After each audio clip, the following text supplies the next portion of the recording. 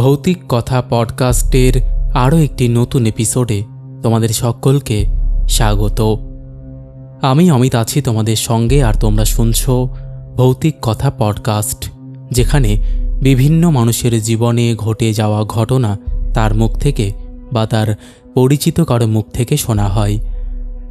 আজকে আমাদের এই পডকাস্টের 132 নম্বর এপিসোড, আর এই এপিসোডে তোমাদের সঙ্গে ঘটনা শেয়ার করবেন প্রিয়াঙ্কাদি।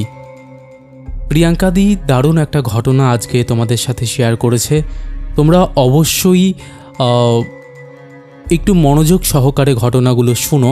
প্রিয়াঙ্কাদি প্রথমে কিছু ঘটনা বলেছে যেগুলো না শুনলে তোমরা বুঝতে পারবে না, তাই জন্যই প্রিয়াঙ্কাদি সেগুলো খুব ডিটেলসে বলেছে। কিন্তু এইটুকু বলতে পারি, আজকের এই ঘটনাটা শুনে তোমাদের অন্য রকম লাগতে চলেছে। তো আর দেরি করো না, সিট বেল্ট বেঁধে নাও। তোমরাও যদি এরকম ঘটনা শেয়ার করতে চাও তাহলে আমাদের সাথে কন্ট্যাক্ট করো। আমাদের সাথে কন্ট্যাক্ট করা একদম ইজি। আমাদের হোয়াটসঅ্যাপ নাম্বার থেকে শুরু করে সমস্ত সোশ্যাল মিডিয়ার লিঙ্ক তোমরা ডেসক্রিপশান সেকশানে পেয়ে যাবে। তো আর দেরি করো না, কন্ট্যাক্ট করে নাও। চলো এবার আমরা শুরু করি আজকের পডকাস্ট। দিদি, বলো। Long time. হ্যাঁ, অনেকদিন বোধহয় 6 মাস হয়ে গেছে না? হ্যাঁ, মনে হয় 6 মাস হয়ে গেছে। পার কারণ হয়ে গেছে অনেকদিনই আর কি আমি মানে এসবের সাথে যুক্ত ছিলাম না। হ্যাঁ, তোমার মেয়েরও পরীক্ষা চলছিল বললে। অনেক কিছু ব্যাপার হয়ে গেছে এর মধ্যে, সেই জন্য আরো। হ্যাঁ, বুঝেছি। আচ্ছা, তোমার সাথে যে স্টোরিটা নিয়ে যেটা আলোচনা হলো সেটা হচ্ছে তোমার কোন এক ফ্রেন্ডের বাড়িতে তার বাড়ির কেউ একজন মারা যায়। তারপরে তাদের বাড়িতে বলতে গেলে কাইন্ড অফ মড়ক লেগে যায়, মানে একের পর এক লোকজন মারা যাচ্ছিল, তাই তো? আচ্ছা, তারপরে তোমরা লাস্টে একটা মানে জানতে পেরেছিলে কিছু একটা, যেটা এখন রিভিল করো না তুমিও, আমিও বলছি না। সেইটা দিয়ে তোমরা সবার শেষে একদম মানে অন্তিম পর্যায়ে তোমরা জানতে পারো যে এইরকম বিষয়গুলো মানে কেউ করেছিল বা সামথিং হয়েছিল যে কারণে এত প্রবলেম গুলো হচ্ছিল। তো তুমি যে স্টোরিটা আমাকে তখন বললে সেটা একদম প্রপার প্রথম থেকে শুরু করো, মানে একদম ওপেনলি যতটা চেষ্টা মানে পারবে বলার চেষ্টা করবে, ব্যাস এইটুকুই, তুমি শুরু করো। ঠিক আছে।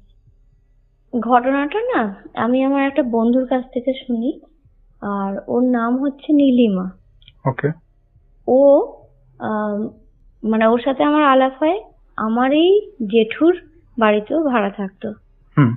এবার ও যখন ভাড়া থাকতো, এখন আর ভাড়া থাকে না, বা আমিও এখন আর ওখানে থাকি না। এবার ও আমাকে কিন্তু এই ঘটনাটাও আমার ফোনেই জানায়। একবার ও তখন অনেক ছোট, তখন 2002 সাল, ঠিক আছে। আর সেই সময় ওর বাবা মারা যায়। আচ্ছা। এবার বাবা মারা যাওয়ার পর মানে স্বাভাবিকভাবেই ওরা খুব ভেঙে পড়ে, কারণ ও তখন অনেকটাই ছোট, আর ওর 4টে দাদা আছে, আর 2জন দিদিও আছে ওর, মানে ওরা 3 বোন আর 4 ভাই এরকম। আচ্ছা আচ্ছা। হ্যাঁ, আর ওর মা আছে। এবার মা স্বাভাবিকভাবেই খুব ভেঙে পড়ে। হ্যাঁ, আর ওর বাবা ওকে খুব ভালোবাসতো। আচ্ছা। তো এইভাবে মানে ওদের একটা বছর কেটে যায়, যাই হোক করে, কষ্টের মধ্যে হোক যাই হোক করে কেটে যায়। ওরা শোকটা যখন একটু সামলে নেয়। মানে কিভাবে মারা গিয়েছিল? বাবা মানে কিছুই না, এমনি বললো হঠাৎ করে ওর কি নুপুর না কি হারিয়ে গেছিল। ও নুপুর হারিয়ে ফেলেছিল নীলিমা ছোটবেলায়। এবার ওর বাবা ওকে খুব ভালোবাসতো, এবার মা বলেছে খুব মেরেছে, মা বলছে যে হ্যাঁ নুপুর হারিয়ে ফেলেছিস, আর দাঁড়া বাবা আসুক বলবো। এবার বাবা আসতে যখন বাবাকে বলেছে, বাবা বলছে যে কিচ্ছু হবে না, আমার মেয়ে ওটা কি আর জেনে শুনে হারিয়েছে তো হারিয়েছে, কি হয়েছে তাদের, বাচ্চা মেয়ে, ছাড়ো বলে বাবা এরকম বলেছে করেছে। এবার নর্মালি বাবা হঠাৎ করে বলছে আমার না বড় মেয়েকে দেখার খুব ইচ্ছা হচ্ছে, আমার বড় মেয়েকে দেখার খুব ইচ্ছা হচ্ছে, এরকম বলছে। বলে তখন এবার ওর মা বলছে যে বড় মেয়েকে হঠাৎ করে দেখার কেন ইচ্ছা হচ্ছে, বড় মেয়ে তো এই এসেছিল চলে গেল, আবার কেন দেখার ইচ্ছা করছো। বলছে কি জানি, আমার যেন মনে হচ্ছে আর দেখতে পাবো না। তারপরেই মানে বিকাল হতে না হতেই ওর বাবা হঠাৎ মারা গেল। এবার সেটা যে কিভাবে মারা গেল, কি করে মারা গেল, মানে ওরাও বুঝতে পারেনি। এরকম অস্বাভাবিকভাবে ওর বাবা মারা গেল। এবার মারা যাওয়ার পর 1 বছর কেটে গেল। 1 বছর কেটে যাওয়ার পর ওর বাবার বাৎসরিক কাজ হয় তো 1 বছর পর। এবার বাৎসরিক কাজটা ওর যে ছোটদা আছে, ওর ছোটদা বাৎসরিক কাজটা করে, বড়দা মেজদা সেজদা করে না। এবার ছোটদাই সমস্ত কিছু করেছে। এবার করার পরে বাৎসরিক কাজের কয়েকদিন পরে অক্ষয় তৃতীয়া ছিল। আচ্ছা। 1 দিন বা 2 দিন এরকম পরে অক্ষয় তৃতীয়া ছিল। এবার ওর যে বড় বৌদি, ওই বড় বৌদির বাড়ি মানে বাপের বাড়িতে অক্ষয় তৃতীয়ার পুজো হয়। এবার অক্ষয় তৃতীয়ার পুজোর জন্য ওদের বাড়ির সবাইকে নিমন্ত্রণ করেছিল। এবার ওরা এসব বাৎসরিক মিটে যাওয়ার পর ওদের বাড়িতে যায় পরের দিন, ঠিক আছে, পরের দিন বা তারপরের দিন, মানে যে কোনো একটা দিন হবে, হয় নেক্সট দিন না তারপর পরের দিন ওরা যায়, মানে নীলিমা যায়, ওর মা যায়, আর ওর বড় বৌদি, তার একটা বাচ্চা আছে, 5-6 বছরের একটা বাচ্চা, আর ওর নীলিমার কোনো কাকুর বা জেঠুর মেয়ে, সে যায়। এবার ওরা ওখানে যায়, ওখানে খাওয়া দাওয়া করে, বেশ ভালোভাবেই দিন কাটে। এবার পরের দিন ওরা বাড়ি চলে আসে সকালবেলা। এবার সকালবেলা আসার পর নীলিমার যে ওই যে বৌদির যে বাচ্চাটা, মানে বড়দার যে বাচ্চাটার হঠাৎ করে না ডায়রিয়া শুরু হয়। এবার সবাই ভাবছে বাচ্চা মেয়ে ওখানে, এবার অক্ষয় তৃতীয়া, হ্যাঁ, ভাত ফাত তো খাওয়া হয় না, লুচি ফুচি খাওয়া হয়েছে, ওরা সবাই ভাবছে যে হয়তো সব খাওয়া দাওয়া করে না এরকম মানে হ্যাঁ হ্যাঁ বাচ্চা তো সহ্য করতে পারেনি এরকম ভেবে এবার ওরা মানে ট্রিটমেন্ট করছে, কিন্তু কাজ হচ্ছে না, যেন ভালো হয়নি। এবার সেই দিনই তখন অনেকটা রাত হয়ে গেছে, তখন ধরো 12টা না 12:30 এরম বাজে। ওরা তখন বলছে যে এতটা রাত হয়ে গেল, বাচ্চা একটুও সুস্থ হচ্ছে না, তাহলে একটা ডাক্তার ডাকি। ওদের পাশে একজন ডাক্তার ছিলেন, বাড়ি বোধহয়। এবার ওই ডাক্তারবাবুকে ডেকে আনেন রাত্রিবেলা।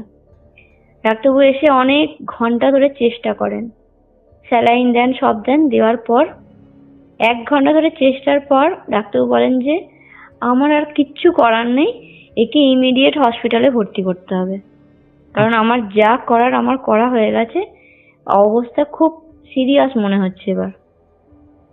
এবার অত রাত হয়ে গেছে, এদিকে 1টা-1:30 বাজে, অত রাতে ওরা কি করবে? এবার বাড়িতে মানে সবাই আছে, কিন্তু মানে ওদেরও তো মানে একটা বিয়ে হচ্ছে যে বাড়িতে থাকা সত্ত্বেও মানে কোথায় যাবে এই রাত্রিরে নিয়ে। এবার ডাক্তার বলছে যে ঠিক আছে, আমি স্যালাইনটা খুলি, আপনারা তাড়াতাড়ি চেষ্টা করুন। ওরা এবার খুব মন খারাপ হয়ে গেছে, ভাবছে বাচ্চাকে নিয়ে কোথায় যাব। স্যালাইনটা খোলার সাথে সাথে বাচ্চাটা মারা গেছে। এরকম অবস্থা হয়েছে। এবার বাচ্চাটা যখন মারা গেছে, এবার ওর বাচ্চার যে মা, ওর তো মানে ভাবতেই পারছো কি হতে পারে তার অবস্থা। এবার তার সাথে সাথে নীলিমার যে মা, ওরাও না মানে কাঁদতে কাঁদতে পুরো ভেঙে পড়েছে যাকে বলে। এবার ওর যে সেই ছোড়দা আর ওর যে নীলিমার যে ছোড়দা আর শেষদা, ওরা দুজনে বালিগঞ্জে ওদের মিষ্টির দোকান ছিল, ওখানে থাকতো, ঠিক আছে। এবার ওখান থেকে এসেছিল বাবার বাৎসরিক কাজের জন্য। এবার বাৎসরিক কাজ মিটে যেতে ওরা কিন্তু আবার দোকানে চলে গেছিল। হ্যাঁ, ওরা দোকানে চলে গেছিল আর এরা চলে গেছিল ওই বড় বৌদির বাপের বাড়ি, নীলিমারা সবাই। এবার তখন এখানে যখন এরকম অবস্থা হয়েছে বাচ্চাটার, তখন ওরা আবার ফোন করে ওর মানে নীলিমার ছোটদাকে আর শেষদাকে, বলে তোরা এক্ষুনি আয়, আমাদের বাড়িতে এরকম অবস্থা, বাচ্চাটার এরকম হয়েছে। এবার স্বাভাবিকভাবেই কেউ বিশ্বাস করতে পারছে না, হঠাৎ করে স্বাভাবিক। হ্যাঁ, একদিন দুদিনের মধ্যেই বাচ্চাটাকে দেখেছে, একটা বাচ্চা সুস্থ স্বাভাবিক বাচ্চা ওরকম হয়ে গেছে। এবার ওরা ওরা চলে আসে, পরের দিন ওরা চলে আসে। হুম। এবার পরের দিন চলে আসার পরে এবার সব আত্মীয় স্বজনকে খবর খবর দেওয়া হয়, সবাই আসে। এবার ওর যে মেজদা, মানে এর যে মেজদা, সে তখন একজন ব্রাহ্মণকে ডেকে আনে। এবার ব্রাহ্মণকে ডেকে আনে, ব্রাহ্মণ আর কি বলেন যে বাচ্চা তো, বাচ্চাকে তো অন্য কিছু করা যাবে না, ওকে তো মাটি দিতে হুম। হবে আর কি। হুম। হ্যাঁ, তো সমস্ত কিছু করে, মানে মাটি দেওয়া হয়। এবার মাটি দেওয়ার পর ওর যে বড় বৌদির বাপের বাড়ি থেকে সব, মানে ওর বাবা মা সব আসে তো। হুম। আর বড় বৌদি এতটাই ভেঙে পড়ে যে ওর বাবা মা ওকে আর রাখতে চায় না ওখানে। বলে আমার মেয়ে এখানে থাকলে হয়তো ওই মারা যাবে। ও খুব কান্নাকাটি করছে, মানে সবসময় দাঁতই পড়ে যাচ্ছে, খুব খারাপ অবস্থা মায়ের। এবার ওরা বলছে যে তাহলে আহ, আমরা আর আমার মেয়েকে রাখবো না। আহ, মাটিটা দিয়ে আসার পরে বিকালবেলা আবার নিয়ে ওকে চলে যায়। এবার মা চলে গেছে, হুম। নিয়ম কানুন কিচ্ছু আর হলো না, তার মানে বাচ্চাটার হুম। পুরো সমস্ত বন্ধ হয়ে গেল। এবার উম, সবাই এবার বলা বলি করছে, পাড়ার লোক বাড়ির লোক, যে নিয়মটাও তো করতে হবে, কারণ যতই যাই হোক মাকে এখানে রাখতেও হবে, আবার নিয়মটাও করতে হবে। কিন্তু হুম। মাকে নিয়ে চলে গেলে এবার নিয়মটাই বা হবে কিভাবে মাকে সেটাই। ছাড়া। এবার এইভাবে একদিন কেটে গেল, তারপরের দিনটাও কেটে গেল। এদিকে ছোড়দা আর ওর শেষদা, ওরা দুজন তখনও আছে ওখানে। এবার উম, একদিন আর কি মেজদা বাইরে বেরিয়েছে, বাইরে কোনো একটা কাজে বেরিয়েছিল। হুম। তখন ছোটদা আর শেষদা বাড়িতে, মানে কে বড়দা হয়তো ছিল, বড়দাকে বলে যে দেখো, আমাদের তো বালিগঞ্জে যেতেই হবে মিষ্টির দোকান, কারণ কারিগর আছে, এবার মালিক না থাকলে তো সবাই ফাঁকি দেবে। হুম। হ্যাঁ, বলছে আমাদের তো যেতেই হবে, তোমরা একটুখানি এখানটা ম্যানেজ করো, আমরা যাই, এটা বলেছে। এবার তারই মধ্যে নীলিমা আর নীলিমার মা এতটাই বাচ্চাটার শোক পেয়েছে যে ওদের দুজনকেই হসপিটালে ভর্তি করতে হয়েছে।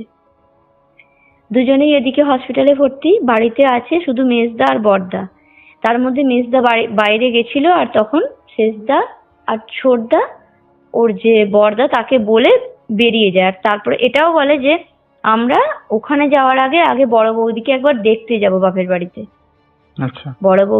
বড় বৌদির বাড়ি হচ্ছে রানীহাটিতে। বলছে আমি বড় বৌদিকে দেখবো, দেখে তারপরে আমরা ফিরে যাব ওখানে। আর ওদের সাথে নীলিমার একটা মামার ছেলেও ছিল। এবার ওরা ওরা তিনজনে বেরিয়ে যায়। এবার তিনজনে বেরিয়ে বড় বৌদির বাপের বাড়িতে যায়। ওখানে বড় বৌদির সাথে দেখা করে, এ করে। আর বড় বৌদি তো কথা বলতেও পারছে না, কিছু পারছে না, এতটাই মানে শোক পেয়ে গেছে। হুম। এবার কথাও বলতে পারছে না, তাও ওদের বাড়ির লোকের সাথে দেখা করে, কথা বলে এবার তার মধ্যে ওরা মানে স্টেশনের দিকে হাঁটাও দিয়েছে, ঠিক আছে। হুম। এবার স্টেশনের দিকে রওনা দেওয়ার পর তখন ওর মেজদা শেষদার ফোন করে। আচ্ছা। এবার শেষদাকে বলছে এ কি রে, তোরা এরকম চলে গেলি, বাচ্চাটার কাজ করতে হবে তো, আমি একা কি করে পারবো, বড়দারও তো সেরকম ক্ষমতা নেই যে কিছু করবে, বাড়ির লোককে তো থাকতে হবে, আমরা কি করে আমি একা করতে পারবো।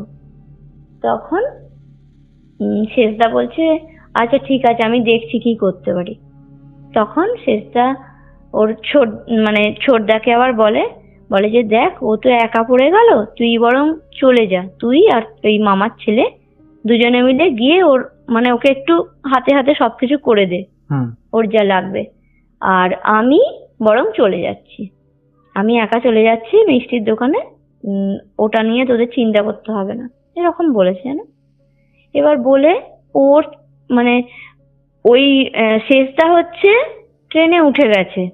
হুম, শেষদা চলে গেছে, আর এরা স্টেশনে চলে এসেছে। এবার স্টেশনে এসে গেছে, এসে দেখছে ট্রেন আসছে, আর মারাত্মক ভিড়, জানো ট্রেনে, মারাত্মক আচ্ছা। ভিড়। এবার তাও বলছে না, বাড়িতে যেতেই হবে, যেমন করে হোক যেতেই হবে, না হলে ট্রেন পাওয়া যাবে না। আর তখন না সেই ভোটের কিছু মানে ভোটের আগের দিন যেন, তখন পঞ্চায়েত ভোট চলছিল। আচ্ছা। মানে পঞ্চায়েত ভোটের আগের দিনটা কেমন হয়ে থাকে বলো না, পুরো ভিড়ে ভিড় চারিদিক, হুম হুম ট্রেনেও প্রচুর ভিড়। আর ওরকম সেই জন্য অত ভিড়। এবার ভিড়ের জন্য ও তখন মামার ছেলে উঠে গেছে। এবার ওর যে ছোড়দা, ও উঠেছে, ঠেলে ঠুলে উঠেছে জানো, উঠে আর অত ভিড়ের মধ্যে না ওর হাতটা স্লিপ করে ও পড়ে গেছে, আবার লাইনে পড়ে গেছে। এবার লাইনে পড়ে যেতে মানে সবাই ওকে তোলেও, সবাই ওকে তোলে, তুলে আবার বসায়, ও আবার উঠে বসেও। বসার পরে এবার ওর মামার ছেলে নেমে আসে। এবার ও না সবাইকে আর কি সমস্ত কথাগুলো বলছিল জানো, হুম। যে এই এই ওদের বাড়িতে হয়েছে, ওর যে মানে এত কিছু কাণ্ডর পর ওরা যে যাচ্ছিল আবার বাড়িতে ফিরে যাচ্ছে, এই সমস্ত কথাগুলো ও বলে। হুম। এবার বলার পর আর সঙ্গে সঙ্গে আবার প্ল্যাটফর্মে পড়ে যায়। তখন সবাই দেখে যে ওর মাথার পিছন দিকটা, ও তো বাৎসরিক কাজ করেছিল বললাম না, হুম। বাৎসরিক কাজ করে ও তো ন্যাড়া হয়েছিল। হুম। এবার মাথার পিছন দিকটা না, ওই যে ইয়েগুলো গো, খোয়াগুলো হুম। সমস্ত মানে গিঁথে গেছে ঢুকে পিছনে। গেছে। হুম। হুম। ও ওখানেই মারা যায়, ভাবো, ওখানেই মারা যায়। এবার ওর মামার ছেলে ওটা দেখে না খুব ভয় পেয়ে যায় জানো। এবার এদের বাড়িতে কোনো খবর দেয় না, নীলিমারা কেউ কিচ্ছু জানতে পারে না, কোনো খবর না দিয়ে ও একেবারে সোজা ওর বাড়ি চলে যায়। এবার স্বাভাবিকভাবে এইসব ঘটনা দেখবে মানে চারিদিকে তো ছড়িয়ে পড়ে। এবার ঘটনাটা ছড়াতে শুরুও হয়ে গেছে জানো, সবার মুখে মুখে। এবার যেহেতু মানে ওর ছোড়দা কথা বলেছে, সবার সাথে তো কথা বলেছে, হুম। সেই জন্য মানে সব ওই যে কথাগুলো বলেছে সেগুলো মানে সমস্ত চারিদিকে লোকের মুখে মুখে প্রচার হতে থাকে। এবার ওর যে ডেড বডিটা নিয়ে পুলিশ নিয়ে চলে যায় সাঁতরাগাছিতে। এবার সাঁতরাগাছিতে নিয়ে চলে যাওয়ার পরে ওর ওই যে উলুবেড়িয়ার যে স্টেশন আছে, হুম। উলুবেড়িয়া স্টেশনে নীলিমার একটা মাসির ছেলের দোকান আছে সাইকেলের। আচ্ছা। সাইকেলের যে গ্যারেজ হয় না, হুম। ওই দোকান আছে। এবার ওই মাসির ছেলে শুনতে পায় যে এরকম এরকম সব ব্যাপার জানো, মানে এরকম এরকম হয়েছে। এবার মাসির ছেলে তো জানেই আগে থেকে যে মানে এত কিছু কাণ্ড যে ওদের বাড়িতে হচ্ছে, সে তো মাসির ছেলে জানে। হুম। এবার জানার পর তখন মাসির ছেলের তখন সন্দেহ হয় জানো, তখন ও কি করে, সোজা ওর নীলিমাদের বাড়িতে ফোন করে। আচ্ছা। এবার নীলিমাদের বাড়িতে ফোন করার পর ওর মেজদা ছিল, মেজদা ফোনটা ধরে। এবার মেজদা ফোনটা ধরে, মেজদার তখন মানে সন্দেহ হচ্ছে, ভাবছে তার মানে হতেও তো পারে, আবার বিশ্বাসও করতে পারছে না যে এরকম আবার হয়। হুম। একই সাথে কয়েকটা মানে দিনের মধ্যে এতজন একসাথে চলে যেতে পারে, বিশ্বাসও করতে পারছে না। কিন্তু তখন ওর মেজদা বললো যে না, আমি একবার সাঁতরাগাছিতে যাই, গিয়ে দেখে আসি সত্যি না মিথ্যে। বলে সাঁতরাগাছিতে গেছে জানো, আর গিয়ে দেখছে সত্যি সত্যি ওর ভাই। মানে কতটা প্যাথেটিক ভাবো, ওর মানে ওদের অবস্থা ভাবো সবার। হ্যাঁ। সেটাই তো। এবার হ্যাঁ, ওর মেজদা দেখে কি করবে আর ভেবে পাচ্ছে না। এবার সমস্ত ওর সবাইকে আর কি বলে, লোকজন জোগাড় করে ওকে এবার আনার চেষ্টা করছে বাড়িতে। হুম। কিন্তু বাড়িতে মানে পুলিশ ছাড়বে না, ভোট তো, বলছে এখন ছাড়া যাবে না, এখন দেওয়া যাবে না আর বডি, এখন থাক, যখন ভোট মিটবে তারপর দেওয়া যাবে। বাপরে। এবার ওদের না কোনো পার্টির লোকজনের সাথে কোনো যোগাযোগ ছিল, হুম। সেই জন্য ওরা তখন ওরকম পার্টির থ্রুতে আর কি কথাবার্তা বলে মানে বডি আনতে পারে জানো বাড়িতে। আচ্ছা। এবার ওই ছোটদাকে নিয়ে আর মেজদা বাড়িতে আসে জানো। আসার যখন আসে তার কিছুক্ষণ আগেই নীলিমা আর ওর মা দুজনকেই হসপিটাল থেকে বাড়িতে ছাড়ে। ওরা তখনও পর্যন্ত কিচ্ছু জানে না, এত কিছু হয়েছে কিচ্ছু জানে না। এবার ওদের বাড়িতে মানে ওরা বাড়িতে আসে, এবার বাড়িতে আসার পর তারপরে ওরা দেখে যে মেজদা মানে বাড়িতে ঢুকছে ছোটদাকে ওই অবস্থায় নিয়ে। আচ্ছা। হ্যাঁ, এবার ওখানেই তো মানে ওদের অবস্থা আবার মানে মারা যাবে এরম এরম অবস্থা হয়ে গেছে ওদেরই। না, আমি বলতে চাইছি এর মধ্যে দিদি ভৌতিক বিষয়টা কি আছে? এর পরেই তো শুরু হবে, মানে এর Okay. পরেই মানে এই যে মৃত্যুগুলো স্বাভাবিক ছিল না। ওকে ওকে ওকে, বলো বলো। হ্যাঁ, হুম। এই মৃত্যুগুলো স্বাভাবিক নয়। এবার যখন ওকে নিয়ে আসে বাড়িতে, যখন নিয়ে আসে ওদের, দেখো এই কথাটা না বললে তুমি বুঝতেও পারবে না, বুঝেছো তো? বুঝেছি। হুম হুম। সেই জন্য আমাকে বলতেই হলো। না, বলো বলো। হ্যাঁ, এবার বাড়িতে যখন নিয়ে আসে, নিয়ে আসার পর থেকে এবার ওদের ওখানে বেশিক্ষণ রাখে না, তারপরে নিয়ে চলে যায়, জানো? আচ্ছা। এবার এর পরেই আসল ঘটনা শুরু হয়। নীলিমাদের না বাড়িটা ছিল, ওদের তো বাড়ি তো উলুবেড়িয়ায়। এবার ওদের বাড়িটা ছিল, দুটো রুম ছিল, আর দুটো রুমের সামনে বারান্দা মতো ছিল। আর তখন না সেই মাটি আর ইটের বাড়ি ছিল না। এবার ওই বারান্দাটা যেখানটা ছিল দালান মতো যেটা, সেটা না পুরো ফাঁকা। ওখানে কোনো প্লাস্টিক ঘেরাও ছিল না, কিছু ঘেরা ছিল না। আর দুটো রুমে তখন বড়দার আর মেজদারে শুধু বিয়ে হয়েছিল। এবার বড়দার বউকে নিয়ে একটা রুমে থাকতো আর বাচ্চাটা থাকতো, আর মেজদার রুমে থাকতো মেজদার বউ, ঠিক আছে?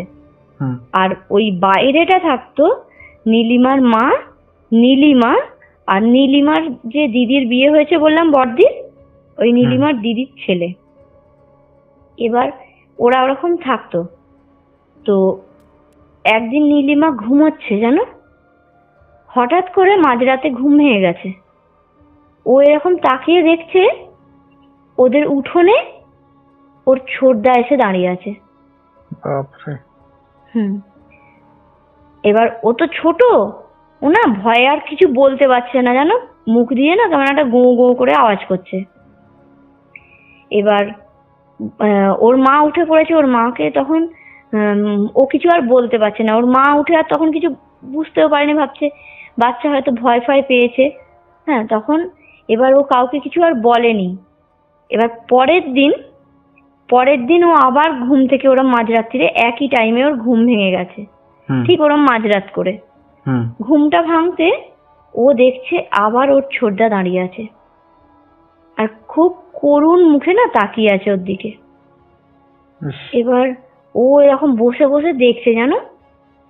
আর তারপরে দেখছে ওদের না বাড়ির ওই যে উঠোনের পরেই রাস্তা শুরু, মেন রাস্তা।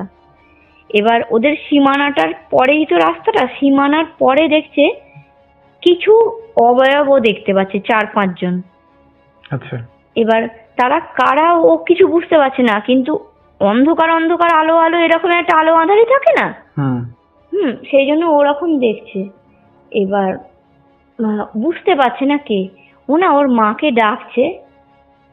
ভাবো, ওর মা উঠে দেখেছে ওর মানে দাদা দাঁড়িয়ে আছে, ওর মা উঠে দেখেছে।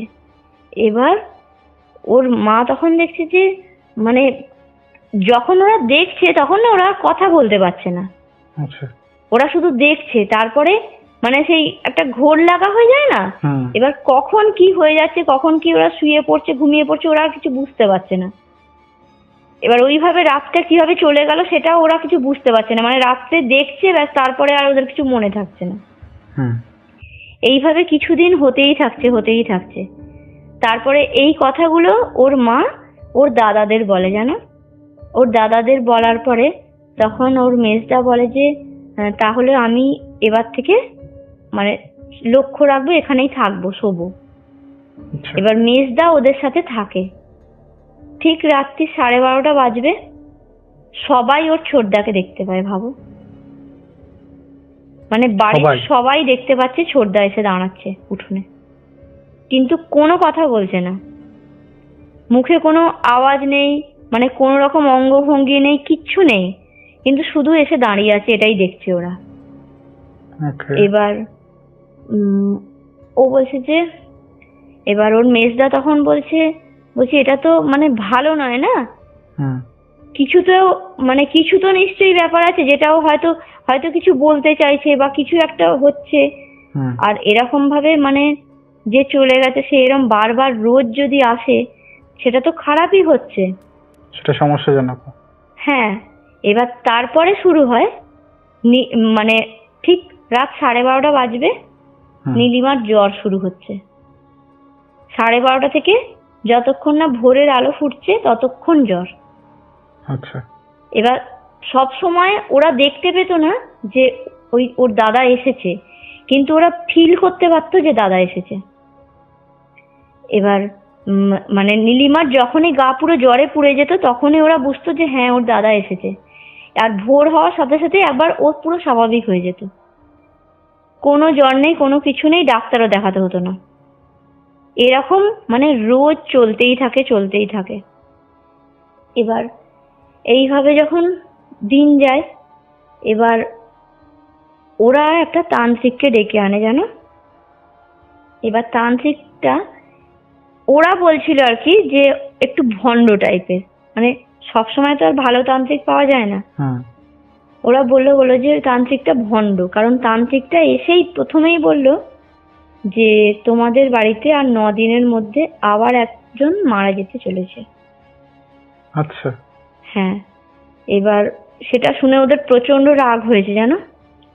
এবার কারণ ওরা ভাবছে একে তো এরা মানে মরেই আছে, তারপরে আবার ও এসে এরম উল্টো পাল্টা কথা বলছে। হুম হ্যাঁ, হুম হুম সলিউশন তো বলছে না, বরং এরম কথা বলছে, আরো তো মানুষ মানে ভয়ে মরে যাবে যাকে বলে। এবার ওরা অতটা গুরুত্ব দেয় না ওই তান্ত্রিকের কথায়, আচ্ছা। গুরুত্ব দেয় না। এবার এইভাবেই দিন যায়, জানো। দিন যেতে যেতে হঠাৎ করে ওই কয়েকদিনের মধ্যেই, এবার ওদের না বাইরে বাথরুম ছিল তখনকার দিনে, ধরো অনেকগুলো বছর আগের কথাই এটা। হুম। হুম হুম এবার 2002 মানে 2003-এর কথা বলছি এটা। হুম ওদের ওখানে তখন একটু গ্রাম তো, বাথরুম ছিল না, ওদের বাগানে যেতে হতো বাথরুমের জন্য। এবার নীলিমা তখন ছোট তো, ও বাথরুমে গেছে বাগানে। ও আচ্ছা। বাথরুমটা করে না উঠে দাঁড়িয়েছে, ও দেখছে ওর সামনে ছোটদা দাঁড়িয়ে আছে। এবার বাচ্চা মেয়ে একা গেছে না, খুব ভয় পেয়ে গেছে, চিৎকার করে ও ছুটে বাড়ি চলে এসেছে। এবার এসে সবাইকে বলেছে, জানো কথাটা। হুম এবার ওর মা বলছে, না না তুই সবসময় চিন্তা করছিস তো, ওই জন্য তোর এরম ভয় লাগছে। বাথরুমে তুই ওখানে গেছিস, ওখানে নিশ্চয়ই থাকবে না। হ্যাঁ, এখানে সবাই থাকি, এখানে আসে আলাদা ব্যাপার, কিন্তু তোকে ওইভাবে ভয় দেখাবে না। এরম ওকে বলেছে, বলে বুঝিয়ে এবার পরের দিন আবার ওকে বাথরুমে ওখানেই পাঠিয়েছে, জানো। ও গেছে, এবার গেছে বাথরুমে গেছে, ও আর বাড়ি আসছে না, জানো। এবার আহ, ওর যে মেজদা, ওর মেজদাটাই খুব সাহসী। এবার ওর মেজদা বলছে যে দাঁড়াও আমি একবার দেখে আসি। হুম এবার ওদের যে ওই বাগানের পাশে একটা পুকুর আছে একটু দূরে সামান্য। হুম, ও হুম গিয়ে দেখছে নীলিমা মানে ডুবে যাচ্ছে পুকুরে, দাদা আচ্ছা। গিয়ে দেখছে। এবার ওকে তখন সঙ্গে সঙ্গে জল থেকে তুলেছে, হুম তুলে দেখছে তখনও পুরো অনেক জল খেয়ে নিয়েছে। হুম, মারাত্মক অবস্থা হয়ে গেছে জল খেয়ে। এবার যাই হোক করে ওর জল ফল বার করতে পেরেছে বাড়ির লোকেরা। হুম জলটা বার করে করে তারপরে ওকে আস্তে আস্তে মানে সুস্থ করেছে, জানো। ডাক্তার দেখিয়েছে, সমস্ত কিছু দেখিয়েছে, দেখিয়ে ওকে অনেকটা সুস্থ করতে পেরেছে। ওকে, নেক্সট। এবার এবার যখন ও সুস্থ হয়েছে, ও না তখন এবার সবাই একটু ভয়ে ভয়ে ছিল। হ্যাঁ, এবার সবাই ভাবছে যে ও হয়তো জলে নেমেছিল, হুম হ্যাঁ, পা ফা ধুতে, হয়তো সেই জন্য পড়ে গেছে। কিন্তু ও বলছে যে না, ও পা ধুতে জলে যায়নি। সেটা না লোকে বিশ্বাস করেনি, জানো ওর কথা। আচ্ছা। মানে ও বাথরুমে করতে গেছিল, কিন্তু ও পুকুরের দিকে যায়নি। কিন্তু ও পুকুরে কি করে পড়লো ও নিজেও জানে না, এরকম অবস্থা। এবার ওর যে ওর যে মেজদা, ওর মেজদা বলছে, না রে তুই হয়তো বেশি চিন্তা করছিস, তাই জন্য এরকম হচ্ছে, এমনিতে তো তুই খুব দুর্বল, সেই জন্য আরো হচ্ছে। ঠিক আছে, এবার তুই গেলে তোর সাথে সাথে সবাই থাকবে। এবার বলে না, সবাই যে যার মতো কাজে ব্যস্ত হয়ে গেছে জানো। আচ্ছা। এবার নীলিমা শুয়ে আছে। এবার জানি না ওটা ওর স্বপ্ন কি ও আমায় বললো, কিন্তু হতে পারে ওটা স্বপ্ন, আবার হতে পারে সেই ঘোরের মধ্যে একটা কথা বলা হয় না, হুম হুম। ওটাও হতে পারে। ও বললো ঘোর লাগা কথা। এবার আমি জানি না সেটা সত্যিকারের কি। ও বলছে ও শুয়ে আছে, ও দেখছে, মানে দিনের বেলা ও দেখছে যে দরজাটা খুলে ওর ছোটদা আস্তে আস্তে ঘরের ভিতর ঢুকলো, ঢুকে এসে আস্তে আস্তে ওর খাটে ওর পাশে এসে শুলো। হুম। শুয়ে ওর সাথে কথা বলছে, বলছে তুই এত ভয় পাচ্ছিস কেন? তুই এত ভয় পাস না, আমি তো তোকে নিতে আসিনি, আমি তো মাকে নিতে এসেছি।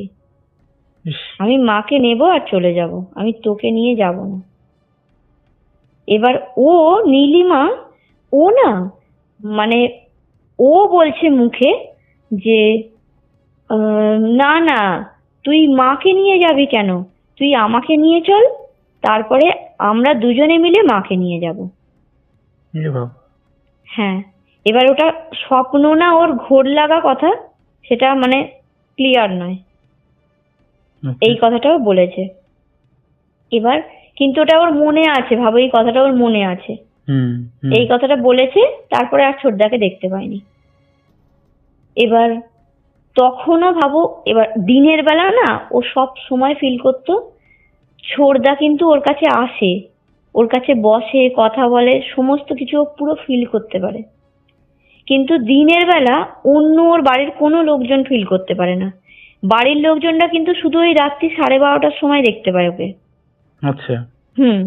কিন্তু দিনের বেলা শুধু ও দেখতে পায়, আর কেউ নয়। এবার দিনের বেলা ও বলে ওর জ্বরও থাকে না, কিন্তু ও দুর্বল থাকে। ও বিছানাতেই বেশিরভাগ সময় শুয়ে থাকে। এবার একদিন ওরকম ওর ছোটদাকে ওর মেজদা যখন দেখতে পেয়েছে জানো, ওর ছোটদাকে নাকি ওর মেজদা বলেছে, এবার সেটা কিভাবে বলেছে আমি জানি না, বলছে তুই একা রোজ আসিস কেন? তুই তো আমার বড়দার মেয়েটাকে নিয়েও আসতে পারিস। হুম। আচ্ছা। এবার কথাটা কতটা সত্যি কি কতটা মিথ্যে আমি জানি না। হ্যাঁ, কারণ এরকম ধরো এই ধরনের কথা মানে কিভাবে বলবে সেটা আমার কোনো আইডিয়া নেই। হুম। হ্যাঁ, এবার ওর থেকে শুনেছি তাই জন্যই আমি বলছি। এবার ওরকম বলেছে যে আনতে পারিস। পরের দিন নাকি সত্যি সত্যি ওর বড়দার মেয়েটাকে নিয়ে এসে দাঁড়িয়েছিল ওর ছোটদা। বাপরে। হ্যাঁ, কিন্তু কেউ মানে ওই বলছি না, মানে সে যেন সেই ফ্যাকাশে টাইপের মুখ নিয়ে শুধু দুজনে দাঁড়িয়েছিল। মানে আসছে, ব্যাস ওইটুকুই, কোনো কথাও বলছে না, হাত পাও নাড়াচ্ছে না, কিছু নয়। কিন্তু এসে ওই বড়দার মেয়েটাকে নিয়ে এসে দাঁড়িয়েছিল। এবার যখন সত্যি ওটা দেখেছে ওর মেজদা যে বড়দার মেয়ে এসেছে, তখন ওর মেজদার না মানে জিনিসটা আর ভালো লাগেনি। বলছে তার মানে মানে যেটা হচ্ছে সেটা আমাদের সবটাই মনের ভুল নয়, হুম। তার মানে কিছু নিশ্চয়ই হচ্ছে, এতদিন ধরে হচ্ছে। এবার ওরা কি ভাবছে বলতো, মানে হয়তো সবারই মনের ভুল, সবাই হয়তো খুব প্যানিক করছে। হুম। হ্যাঁ, তার জন্য হয়তো হচ্ছে, ওর মেজদার এটা ধারণা হয়েছে। আচ্ছা। হুম। ভাবছে হয়তো আমরা সবাই তো একইভাবে হয়ে আছে, আর সবাই সবার মুখে মুখে যেহেতু কথাটা বলা হচ্ছে, হুম। সেই জন্যই হয়তো মানে সবাই এটা দেখতে পাচ্ছি, হয়তো দেখাটা আসল সত্যি নয়। এবার ওটা শুধু ওর মেজদার ধারণা। তো ঠিক আছে, এবার ওর মেজদা বলছে যে না, আর তো এরকম করা যাবে না। এদিকে ভাবো ওদের বাড়িতে মানে লোকজন আসা পুরো বন্ধ হয়ে গেছে। পাড়ার লোকজন ওদের বাড়িতে কেউ আসে না, কেউ ওদের সাথে কথা বলে না। একটা কাক পাখি মানে কুকুর বিড়াল পর্যন্ত কিচ্ছু ওদের উঠোনে আসে না, এরকম হয়ে গেছে ওদের পরিবেশ। এবার সেখানে ভাবো মানে যদি ওরকম মানে হয়, তো এবার তো সেটা অস্বাভাবিক দিকেই যাচ্ছে। ওর মেজদা তখন একে বলে, ওর যে বড়দা, বড়দাকে সব কথা যখন বলে, এবার বড়দা না মানে মেয়ের শোকেই না পাথর হয়ে গেছে। তাই বড়দা এসব নিয়ে অত মাথাও ঘামাচ্ছে না, কিছু করছে না। এবার বড়দাকে বলতে, তখন বড়দার একটা শালা আছে, বড়দার শালা তখন উড়িষ্যায় একটা কোন ভালো তান্ত্রিক আছে, সেই তান্ত্রিককে কোনোভাবে খবর দেয়। ওই তান্ত্রিক একদিন মানে সময় করে না ওদের বাড়িতে আসে। এসে বলে যে তোমাদের বাড়িতে মারাত্মক কিছু জিনিস আছে, যার জন্য এই জিনিসগুলো হচ্ছে। আর তোমাদের বাড়িতে আসল যে মানে তোমার যে বাবা মারা গেল, মানে তার কয়েকদিন আগে থেকেই, মানে কিছুদিন আগে থেকেই আর কি জিনিসগুলো তোমাদের মাটিতে পুঁতে রাখা হয়েছে। আচ্ছা, এবার তোমাদের মাটিতে পুঁতে রাখা হয়েছে, তার জন্যই আজকে এই অবস্থাগুলো হয়েছে। তোমাদের বাড়িতে এরকম মড়ক লেগেছে, ওগুলো যদি না তোলা হয় তোমাদের বাড়িতে কেউই বাঁচবে না, এরকম বলেছে যেন এসে। এবার স্বাভাবিকভাবেই সবার ভয় হয়ে গেছে না একটা। এবার হ্যাঁ, তো ওরা বলছে যে তাহলে আপনি কিছু করুন। এবার ওরা বলছে সত্যি কি এরকম হতে পারে? বলছে হ্যাঁ, একটা মরার মাথার খুলি আছে আর হাড় আছে। ওই হাড় আর খুলি দিয়ে আর কি এখানে পুঁতে রাখা হয়েছে এই মাটিতে। তখন ওরা এবার অবাক হয়ে গেছে। ওরা বলছে যে আপনি মানে কি করে বুঝবো আর কোথায় আছে, এত বড় উঠোন কোথায় খুঁড়বো? বলছে তোমাদের কিছু খুঁড়তে হবে না, আমি সব ব্যবস্থা করে দিচ্ছি। ওদের না একটা বাস্তু মনসা ঠাকুর আছে। বাস্তু মনসা ঠাকুরের যে বেদি, ওই বেদিতে ওইখান থেকে 11 হাত গুনে গুনে গিয়ে যে জায়গাটা দেখালো, বললো এই জায়গাতে খুঁড়ো, এই জায়গাতে খুঁড়লে তোমরা পাবে। ওই 11 হাত খুঁড়লো। 11 হাত খোঁড়ার পরে দেখছে সত্যি ওই মরার মাথার খুলি আর ওই হাড় আছে ওটা। সেটা একটা প্লাস্টিকের বক্সে করে ওর ভিতরে রেখে দিয়েছিল। আর ও বলল, মানে ওই যে তান্ত্রিক, সে বললেন যে এটা যে করেছিল তোমার নিজের জেঠু। হ্যাঁ, বললো তোমার নিজের জেঠু করেছিল, আর তোমার নিজের জেঠু তান্ত্রিক ছিল, তাই তো? তখন ওরা বললো হ্যাঁ, আমার জেঠু তো তান্ত্রিকই ছিল। বলছে হ্যাঁ, জেঠু তান্ত্রিক ছিল, জেঠু তো এইসব ক্রিয়া করতো, আর জেঠু ওই ক্রিয়াগুলো করেছিল। এবার জেঠু ক্রিয়াটা করার পর মারাও যায়, জানো? এবার মারাও যায়। এবার তারপরে কেউ তো জানতো না, মানে কেউ জানতেও পারতো না। এবার জেঠুর সাথে সাথে জিনিসটাও তো পুরো চলে গেছে। জেঠুর যদি বাড়ির লোকও জানতো, তারাও তো আর বলবে না। এবার বলছে এটা ক্ষতি করার জন্যই হয়তো তোমাদের রেখেছিল, কিন্তু এখন তুলে দিয়েছি, মোটামুটি এখন মানে তোমরা বিপদ মুক্ত। এবার ওটা আর কি এমন কি ভাবো, ওটা যে বার করেছিল, কি দেখছে জানো? ওই যে মরার মাথার খুলিতে কেমন একটা চুল গজিয়ে গেছিল। হ্যাঁ, অদ্ভুত না? সেই তো বলছে মানে ওটা ও দেখেনি, ওর আর কি দাদারা আর কি বলেছিল ওই খুলিটাতে শুধু চুল গজিয়ে গেছিল, অল্প অল্প, সামান্য সামান্য। হ্যাঁ, হয়তো কোনো ক্রিয়া, জানি না। এবার যে তান্ত্রিককে ডেকে এনেছিল সে আর কি বিভিন্ন ক্রিয়া করে ওদের ঘরটাকে আবার মানে শুদ্ধ করে। শুদ্ধ করার পর থেকে আবার সবকিছু ওদের নর্মাল হয় এরকম। আচ্ছা, মানে কিভাবে শুদ্ধ করেছিল সেটা কি বলেছে? সেটা বলেনি, মানে ওই যজ্ঞ ফজ্ঞ করে না ওরা, হ্যাঁ ওই যজ্ঞ ফজ্ঞ করে আর কি করেছিল। সেটা আর কি কিভাবে ডিটেলসটা আর বলেনি। ও তখন ছোট ছিল, অত তো আর ডিটেলস মনে থাকবে না কি কি করেছিল। আর ছোটদের তো আর ধরো যজ্ঞের সামনে রাখাও হয় না। সেটা 100 মানে এটা শুধু বলেছে যে মানে ক্রিয়া করেছিল আর কি, ক্রিয়া করে ওদের বাড়িটা আর কি ঠিকঠাক করেছিল, তারপর থেকে হয়েছে। কিন্তু ওদের বাড়িতে না কোনোদিন পুরোপুরি ঠিক হয়নি গো। ওদের বাড়িতে এই আজকে ধরো 2002-এর কথা বলছি আমি, হুম।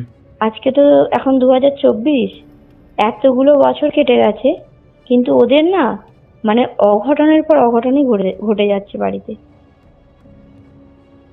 মারাত্মক অঘটন ঘটে ওদের, তুমি মানে বিশ্বাস করতে পারবে না, এত অঘটন ঘটে।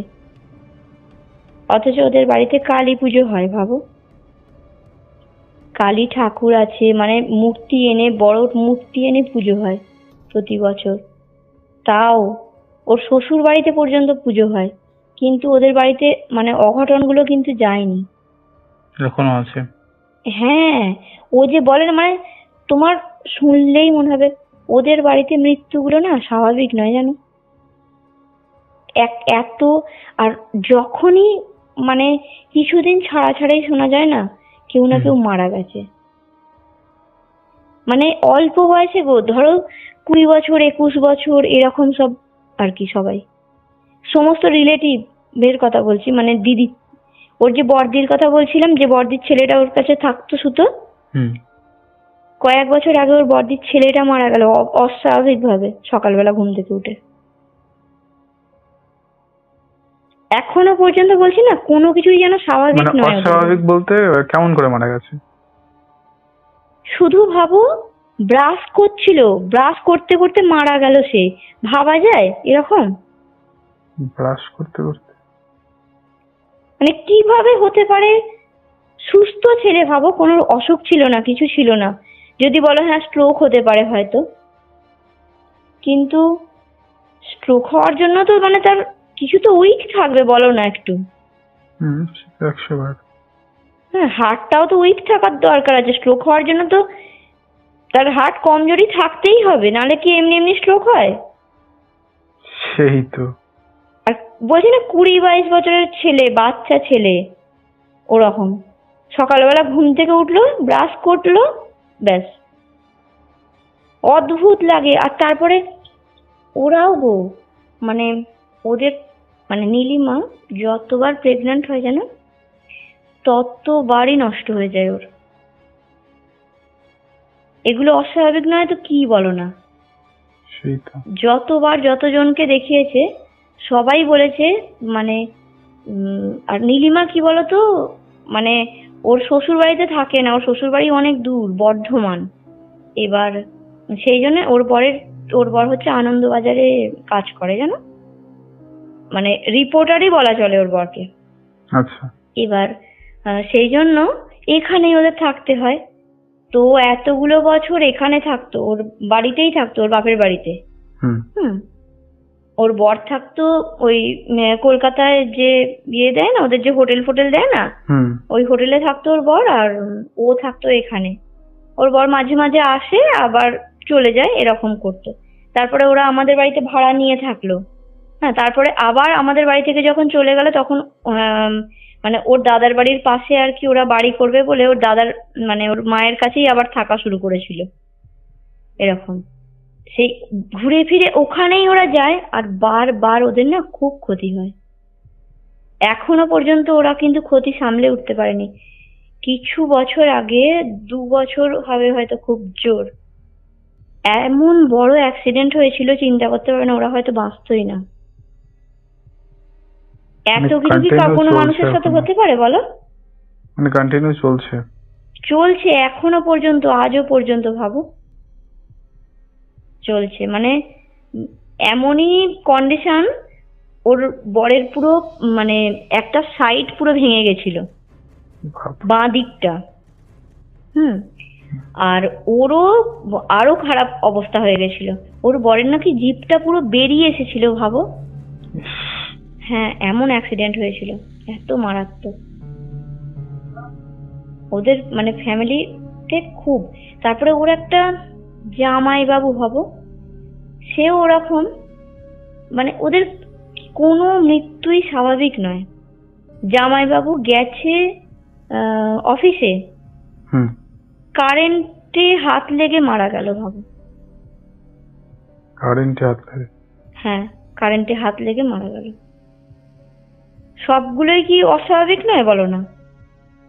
তাই তো মনে হচ্ছে শুনে। এরকম মানে মনে হয় মানে কিছুর সাথে কিছু একটা যোগ আছে, যেটা ধরো এবার দেখো এত কিছু এসব তান্ত্রিক এদের তো সবসময় বিশ্বাসও হয় না না। হুম হুম। মানুষ যে এদের কাছে যাবে সবাই কি ভালো হয়? আমরা তো বেশিরভাগ খারাপ জনকেই চিনি। সেই তো। আর এবার তুমি বিশ্বাস করবে বা কি করে?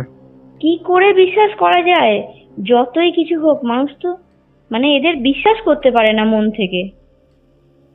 এবার ওর এত কিছু হচ্ছে, ও যখন গেছিল একজনের কাছে, ও বললো দেখো না গেছিলাম, সে প্রথমে যেগুলো বললো সেগুলো সব মিলে গেল, সেকেন্ড বার যখন গেছে যা বলছে সব উল্টো পাল্টা বলছে।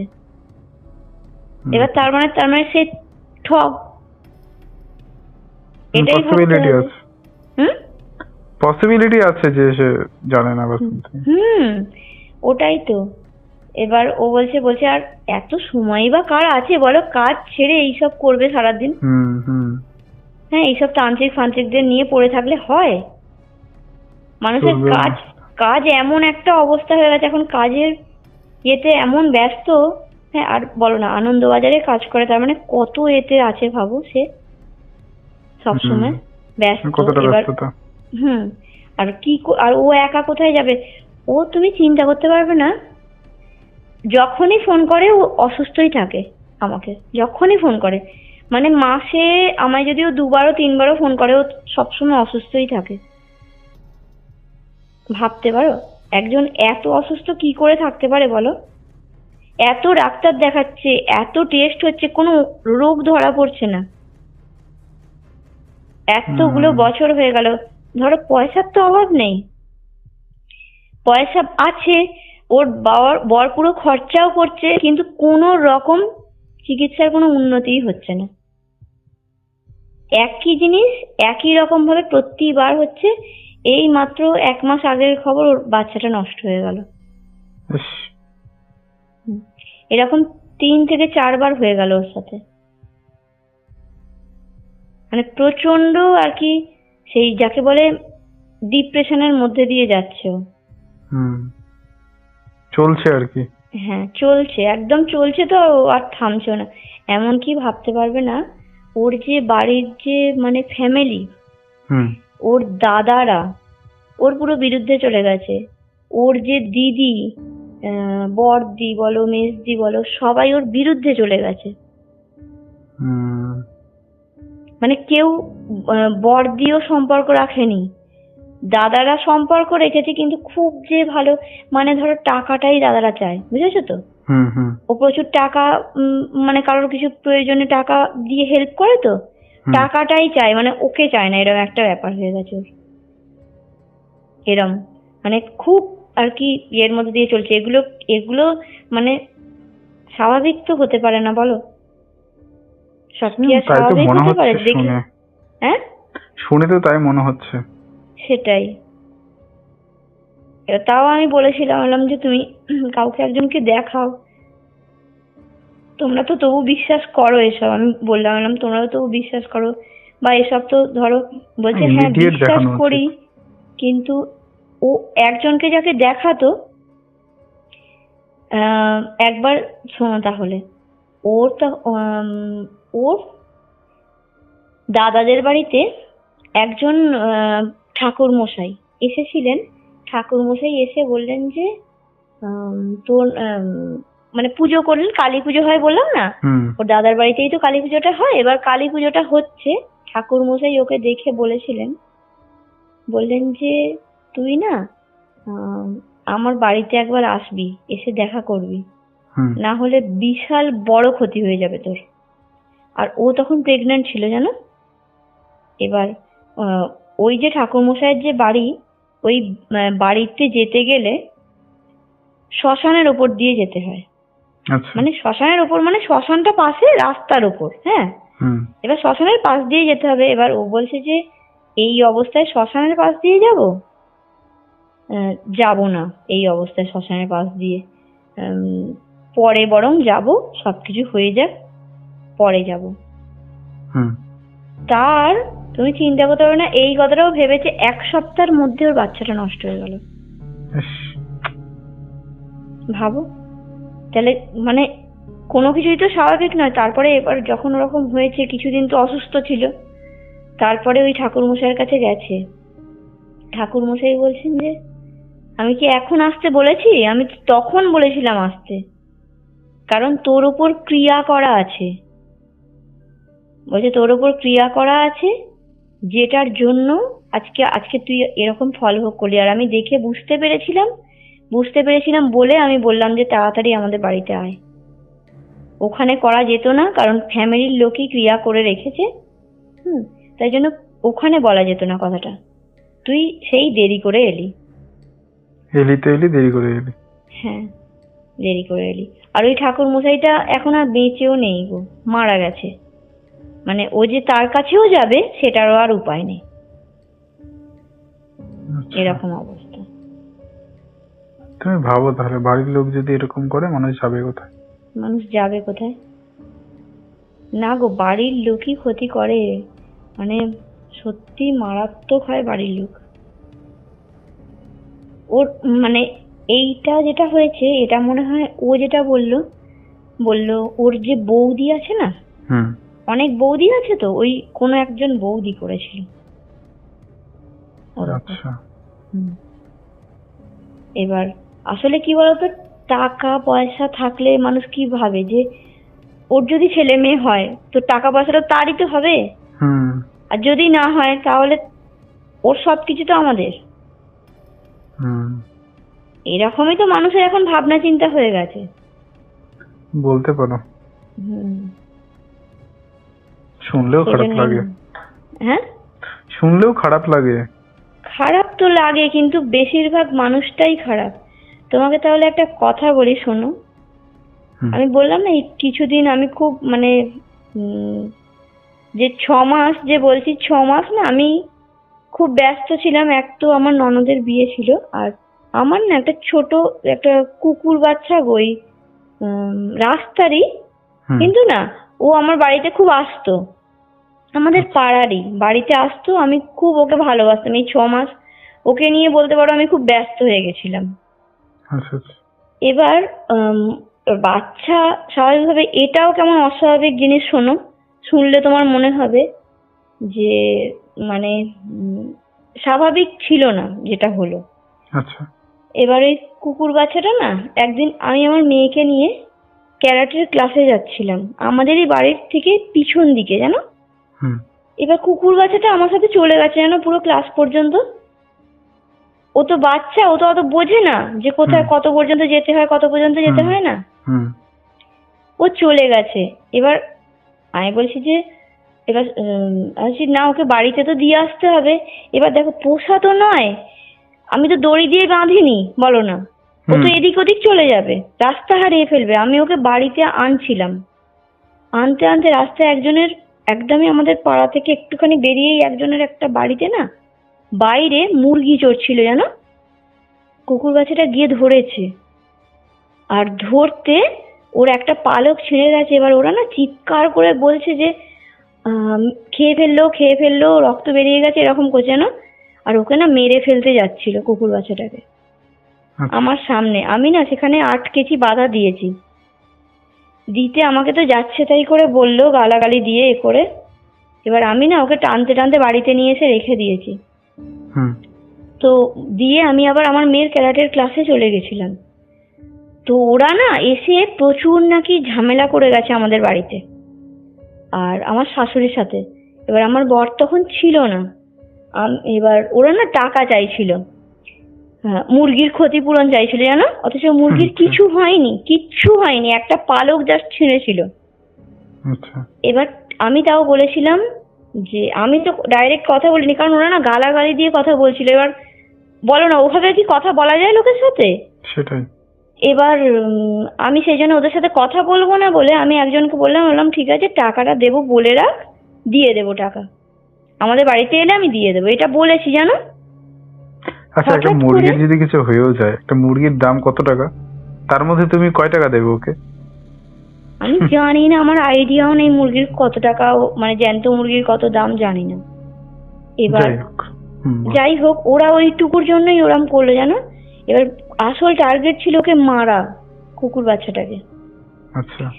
তো তোমায় কি বলবো, পরের দিন হঠাৎ করে কুকুর বাচ্চাটা, সুস্থ স্বাভাবিক বাচ্চা, দেখছি না একটা পা তুলে তুলে হাঁটছে, অথচ ও কিন্তু আমার বাড়ির থেকে বেরোয়নি। তুমি ভাবো তাহলে, আচ্ছা। ও যে ওই আমার বাড়িতে এসেছিল, ও কিন্তু আর বেরোয়নি, তাহলে ওর পাটা কি হলো তুমি ভাবো। আমি হঠাৎ করে দেখছি ও না জিভটা বেরিয়ে গেছে, জানো, পরের দিন দেখছি জিভটা বেরিয়ে গেছে, মানে অস্বাভাবিকভাবে বেরিয়ে না, মানে প্রায় এক বেগদা ঝুলছে জানো, উল্টে গিয়ে। আমি না অবাক হয়ে গেছি, আমি বলছি, কি হলো, মানে বুঝতে পারছি না তো কি হলো। হুম। খাবার দিচ্ছি, খাচ্ছে না। এবার সবাইকে আমি মানে ফোন করে করে জিজ্ঞেস করছি, মানে যারা জানে, হ্যাঁ, হুম। কি করব, কি হয়েছে, যারা জানে, ভাবো ডাক্তারদের সাথে যোগাযোগও আছে, তারাও এসে দেখলো, বললো কিচ্ছু হয়নি, ওর কিছু হয়নি, কিছুই হয়নি, খাচ্ছে না, এরকম হয়তো হজমের সমস্যা হচ্ছে। 4 দিনের মাথায় ও মারা গেল। এটা কি স্বাভাবিক তোমার মনে হয় বলো? আমার মনে হলো না এটা কোনো স্বাভাবিক জিনিস। ও তো আমার বাড়িতেই ছিল, বলো, হুম। ও কি করে মারা যেতে পারলো? মানে একটা তো কোনো যুক্তি থাকে। আর ওকে এত সুন্দর না, ও মানে পুরো চকচকে। আমাদের কাছে হাফ দিন থাকতো, আর একজনদের বাড়িতে হাফ দিন থাকতো, জানো। ওরা ওকে খুব যত্ন করে রাখতো, আর আমাদের বাড়িতেও ওরকম ভাবেই থাকতো। আমাদের দুজনদের বাড়িতেই ওকে ওর থাকতেই হবে, কিন্তু সেই যে ওরকম ঘটনাটা হওয়ার পর থেকে ও আমার বাড়ি থেকে যায়নি আর, জানো। আচ্ছা। হ্যাঁ, আমি এবার সন্ধেবেলা হলেই না ওদের বাড়ি চলে যেত। আমি বলছি, যা চলে যা এবার, ওরাও তো মন খারাপ করবে, চিন্তা করবে, তোর জন্য খাবার রেখেছে, চলে যা। যাবে না। আর ওর চাউনিটা তোমায় কি বলবো, কি অস্বাভাবিক গো, কিরম করুণ চোখে আমাকে দেখছে। মানে আমি না কি বলবো বুঝে উঠতে পারছি না, মানে তোমায় বলে বোঝাতে পারবো না। আমার ওকে দেখে মনে হলো ও আর বাঁচবে না। আচ্ছা। সেদিন দুদিনের দিনই আমার মনে হয়েছিল। আমি সবাইকে এই কথাটা বললামও, কেউ আমার কথা বিশ্বাসও করলো না, জানো তো। এবার সবাই বলছে কিচ্ছু হয়নি ওর, আর এরকম উল্টোপাল্টা কথা বলে। আমি বলছি, আমার মনে হচ্ছে কোনো কিছু স্বাভাবিক নয়, এরকম আমার মনে হলো। কেন মনে হলো আমি জানি না, আমার না এই জিনিসটা মানে মনে হয়, জানো তো, আমি বুঝতে পারি আগে থেকে, মনে হয় এই জিনিসটা। কারণ অনেকের ক্ষেত্রেই আমি বুঝতে পেরেছি, আমার আত্মীয়দের। এবার আমার ওকে দেখেও এই জিনিসটা মনে হলো। এবার মনে হওয়ার পর না, তারপরেই তো কয়েকদিনের মধ্যে, বলো 4 দিনের মাথায় ও তো ওরকম হলো। তাহলে মানে তোমার মনে হয় না যে কোনো কিছু যেন স্বাভাবিক নয়? সেটাই তো, মনে তো তাই হচ্ছে। কারণ এই জিনিসটা হয়তো আমার মাথাতে আসতো না। এটা আসারও একটা কারণ আছে। আমাদের বাড়ির পাশে একজনদের আর কি, মানে কেনা কুকুর, জানো, ল্যাব থাকে, তারপরে সেই স্পিচ নাকি বলে না, ওগুলো থাকে ওদের বাড়িতে। আচ্ছা। এবার পোষে বছরের পর বছরই ওদের বাড়িতে কুকুর থাকে। ওই কুকুরগুলো ওদের যে বাড়ির যে মেয়েটা, তার যখন পরীক্ষা হয়, প্রত্যেক পরীক্ষার আগের দিন কুকুর মারা যায় ওদের। হ্যাঁ। তাহলে ভাবো, পরীক্ষার সাথে কুকুরের সাথে, মানে ধরো পরীক্ষাটা তোমার, মানে যাতে তুমি দিতে না পারো, মনটা ডিস্টার্ব হয়, বুঝতে পারছো? আচ্ছা। মানে যাতে, মানে তুমি তো ওকে নিয়েই ব্যস্ত হবে, ও যদি অসুস্থ হয় তুমি তো ওকে নিয়েই ব্যস্ত হবে, ওকে নিয়েই তো ছোটাছুটি করবে, তোমায় তো ডাক্তার দেখাতে হবে। এবার বাড়ির এই যে জিনিসগুলো, এরা খুব মায়ার হয় না, যার থাকে সেই বোঝে যে কতটা কষ্ট হয় চলে গেলে। যখন ওরকম চিন্তা করতে পারবে না, রক্ত, বমি আর পায়খানা ওদের কুকুরটার হতো, হয়ে হয়ে হয়ে হয়ে, মানে প্রত্যেকটা কুকুরের একই সিমটম হয় বলো তো, প্রত্যেকবারে। তারপরে ওরা যখন এক জায়গায় দেখিয়েছিল, তখন বলল ওরই যে কাকিমা, ও আর কি এটা করেছে। আচ্ছা। ওরকম আর কি তান্ত্রিক দিয়ে এইসব ক্রিয়া ফ্রিয়া করেছে, যাতে আর কি মানে ওরা মানে কোনো পোষ্য না পুষতে পারে, পোষ্য পুষলে তো এইসব জিনিসগুলো বুঝতে পারে। হুম হুম, সেটা প্রথম কথা হচ্ছে 1 নম্বর। আর একটা হচ্ছে ওই যে ওর যে মানে পরীক্ষাটা যাতে বানচাল হয় হুম সেটারই চেষ্টা করতো। সেই জন্য প্রত্যেক পরীক্ষার আগে কুকুর মারা যাবেই ওদের। আর ডাক্তারকে দেখাচ্ছে, ডাক্তার কোনো সিমটম ধরতে পারছে না, বলছে সুস্থ স্বাভাবিক কুকুর, কোনো রকম তাদের শরীরে রোগ নেই, শুধু রক্ত বমি পায়খানা করে মারা যাচ্ছে প্রত্যেকটা কুকুর। ওই থেকেই না মানে আমার এটা মনে হলো, কারণ ওই বউটা খুব মানে আমাকে যা তা কথা বলছিল তো, হুম ওদের হয়তো মানে আমাকে বলছিল মানে দেখে নেবো সব দেখে নেবো, কি করে ওই কুকুর বাঁচে দেখে নেবো, এরকম বলছিল জানো তো। আচ্ছা মানে আমার যেন মনে হলো হতে পারে, মানুষের তো মন, করতেই পারে এরকম কিছু। হুম ঠিকই বলেছো, না করার কি আছে। হ্যাঁ, মায়া দয়া তো এখন কারোর মধ্যেই নেই। সেটাই সেটাই, কোনো কিছুই মানে ইয়ে করা যাবে না, অস্বীকার করা যাবে না যেটা হবে না। না, এক সময় দেখো বিশ্বাস করতাম না আমি এসব কিছু। হ্যাঁ, হুম কিন্তু এমন একটা জায়গায় থাকি, হ্যাঁ, মানে লোকের এমন অদ্ভুত অদ্ভুত জিনিস দেখে দেখে এখন মনে হয় হলেও হতে পারে, ঠিকই বলেছো। এরকম ব্যাপার। ওকে নিয়েই আর কি আমি মানে যতই হোক কি বলতো, মানে প্রায় 1 মাস হয়ে গেল তো, ভুলতে পারছি না আজও। সেটা খারাপ লাগবেই, স্বাভাবিক না এটা। এবার লোকে হয়তো ভাবে কি বলতো, যে রাস্তার কুকুরের জন্য আবার এরকম করছে, কিন্তু সেটা কথা নয়। মানে সবসময় না চোখের সামনে ভেসে ওঠে সবকিছু, আর সবাই তো আর মানে ওরকম টাইপের হতে পারে না যে ও কিচ্ছু, ও কি আছে একটা কুকুরই তো, হুম এরকম ভাবে তো আর সবাই দেখে না। বুঝেছি, খারাপ লাগবে, খারাপ লাগার কাজ করার একটা বিষয় আছে, বলে লাভ নেই, সেটা এটা আমি মানছি। যাই হোক দিদি, থ্যাংক ইউ সো মাচ। ঠিক আছে, শেষ করছি তাহলে। আচ্ছা আচ্ছা, শেষ করো, আর তুমি Okay. ভালো থেকো। তুমি ভালো থেকো। হুম, ঠিক আছে। ঠিক আছে, হ্যাঁ। তো এই ছিল আজকের পডকাস্ট। আশা করছি তোমাদের দারুণ লেগেছে। কেমন লেগেছে তোমরা অবশ্যই সেটা কমেন্ট করে জানিয়ে দাও।